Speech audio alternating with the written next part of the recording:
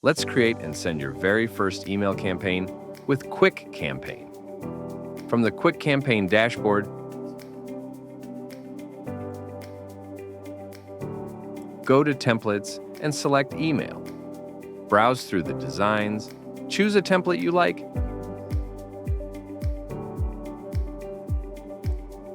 and click Select Template.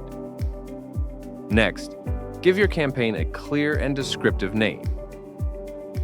Click Select Contacts, then Add Contact. Enter the first name, last name, email, and contact number. Then click Add Contact to save.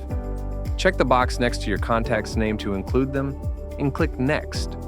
When you're ready, click Send Now to launch your email campaign instantly.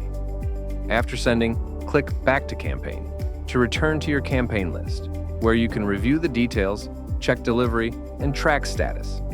That's it. Your email campaign is live, and you can monitor performance from start to finish right inside Quick Campaign.